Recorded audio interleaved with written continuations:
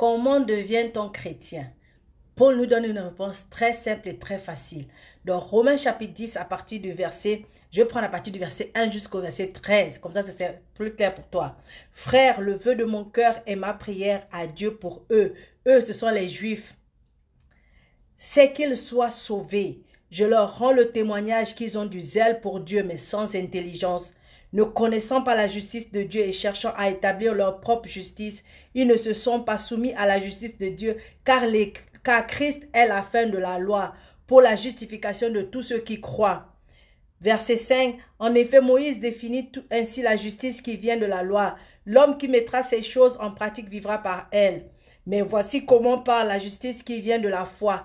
Ne dis pas en ton cœur qui montera au ciel, c'est en faire descendre Christ, ou qui descendra dans l'abîme, c'est faire remonter Christ d'entre les morts. Que dit-elle donc? La parole est près de toi, dans ta bouche et dans ton cœur. Or, c'est la parole de la foi que nous prêchons. Si tu confesses de ta bouche le Seigneur Jésus-Christ, et si tu crois dans ton cœur que Dieu l'a ressuscité des morts, tu seras sauvé.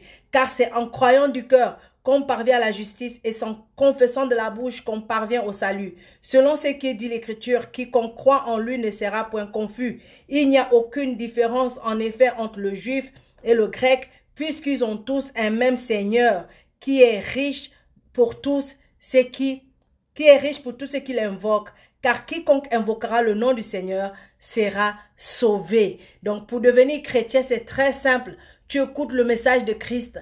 Tu crois dans ton cœur que Christ est venu sur terre, qu'il a marché sur la terre comme un homme. Tu crois que Jésus a été crucifié, qu'il est mort, qu'il a été enterré, qu'il est ressuscité pour tes péchés, pour te délivrer de tous tes péchés. Et tu crois qu'il est ressuscité des morts.